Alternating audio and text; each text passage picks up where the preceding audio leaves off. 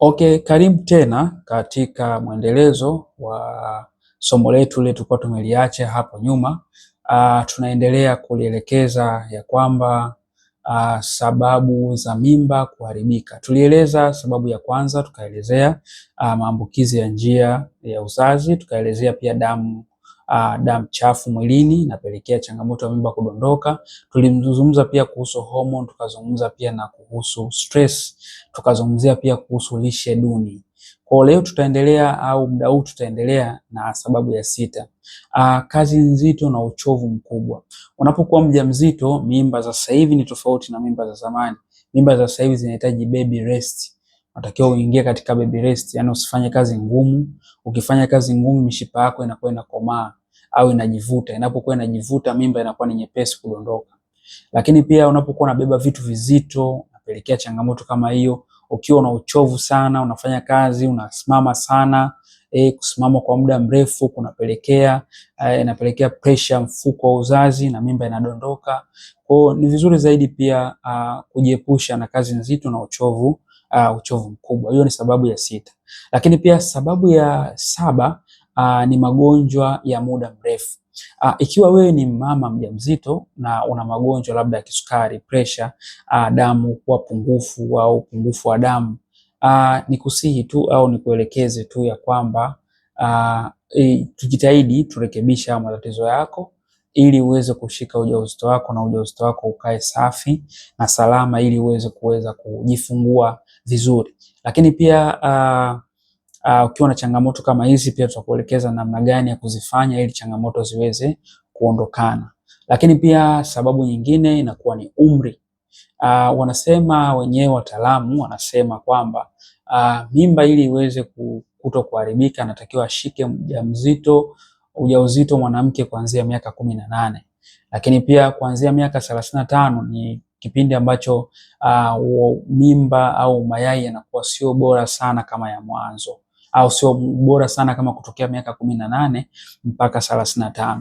Ila kutokea 18 chini ya 18 inakuwa ni mfumo wako unakuwa bado haujakaa vizuri yani kwa mwanamke. Lakini pia ukiwa umevuka uko miaka 35 plus inakuwa umeingia katika mfumo ambao wa matatizo ya mimba kudondoka mara kwa mara. Lakini pia kitu kingine matatizo ya maumbile, ya kimaumbile ya uzazi ambayo inapelekea changamoto inakuwa kubwa sana, na ukiwa na hizi changamoto inapelekea mimba zinashindwa kushika vizuri. Sasa mimba zinavyoshindwa kushika vizuri zinapelekea unashindwa kuwa na ujauzito wa kuweza kutosha. Mfano kitu ambacho tunachokizungumzia hapa, tunazungumzia kuhusu uvimbe, matatizo ya kimaumbile ya mifuko ya uzazi. Tunazungumzia labda una uvimbe mwilini. Ukiwa na uvimbe mwilini automatic ujauzito unashindwa kukaa sehemu yake, kwa sababu sehemu yake unakuwa umekaa uvimbe. Hadi inapelekea ni sawa sawa wewe unataka kwenda kukaa kwenye siti ya gari, lakini unakuta tayari kuna mtu amekaa.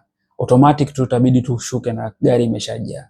Kwa hiyo ndo mimba zinakuwa zinadondoka kwa namna hiyo. Lakini pia mfuko wa uzazi usio wa kawaida au ni matatizo ya kimaumbile ambayo yanatokana na vitu vingi tulishavizungumzia huko nyuma. Lakini pia matumizi, sababu ya 10 ambayo naiongezea ni matumizi mabovu ya dawa za kiholela.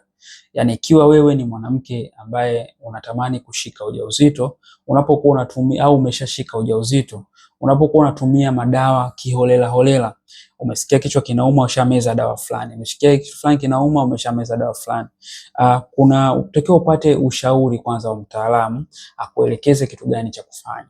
Tunakutana na changamoto nyingi sana ya watu ambao wanatumia dawa bila kupata mwongozo na kupelekea mimba zao kuweza kudondoka.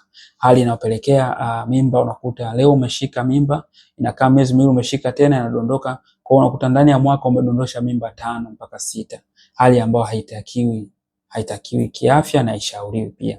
Lakini pia ukiwa una changamoto ya kumeza madawa kiholela, unakuwa unahatarisha mfuko wako wa uzazi na kupelekea mimba kuweza kudondoka. Sasa tuhitimishe ya kusema kwamba mimba inaweza kuzuiliwa. Mimba inaweza kuzuiliwa isiharibike ikiwa changamoto yako itajulikana mapema na ukapata mwongozo mapema kwamba jinsi gani ya kuweza kutatua hii changamoto yako, na ukaweza kupata matibabu mapema ya kulinda ujauzito wako ili usitoke na kupelekea madhara yanakuwa ni madogo na mimba inakaa bila kutoka. Ni watu wengi sana tumewasaidia ambao walikuwa na ujauzito, walikuwa na changamoto ya mimba kuharibika na kudondoka mara kwa mara. Sasa hivi wanafurahia maisha yao baada ya kukutana na sisi, tukaelekeza kuhusu matibabu yanaweza kuyatumia yakawasaidia kuweza kushika mimba zao kudondoka vizuri. Kwa hiyo nikusihi tu na nikupe moyo, kupata ujauzito ni bahati na ni kitu ambacho kinahitaji uangalizi.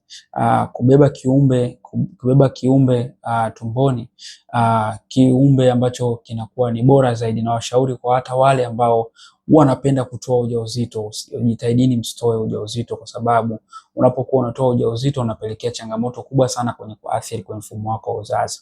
Lakini pia hata wewe ambaye unapitia changamoto, labda mimba hii umeshika baada ya miezi miwili imeharibika, unataka tena, umekaa mwezi mmoja umeshika tena, nikushauri maelekezo ambayo tunakuwa tunawaelekeza ni kwamba jitahidi sana ukae walau miezi 4 mpaka 6. Ukikaa miezi 4 mpaka 6, unaupa nafasi au unakipa nafasi au unaipa nafasi mwili wako kuweza kurutubika vizuri ili uweze kushika ujauzito ambao ulikuwa ni bora na ujauzito ambao uliokuwa una matokeo mazuri. Kwa sababu ukishika ujauzito baada ya kuharibika kwa ujauzito wa kwanza, unapelekea changamoto ya ujauzito wa pili kuharibika.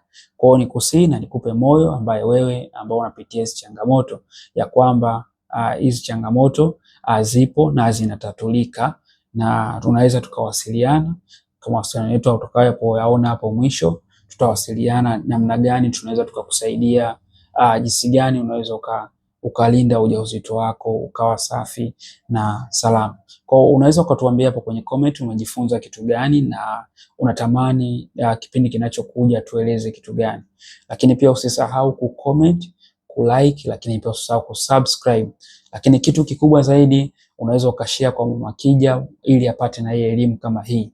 Huenda ikamsaidia kwenye 1 na 2, ikaweza kumsaidia kwenye kitu kingine au kwenye kitu kimoja hichi au kumsaidia kwenye kimoja kile. Kwa hiyo Mungu awabariki, tutaonana katika vipindi vinavyofuata. Kwa unaweza ukaona tufuatilia taratibu, na usisahau kucomment na kusubscribe kwenye channel yetu ili kuwa mtu wa kwanza kuweza kupata nakala zetu za kila siku. Asante sana na Mungu awabariki wote.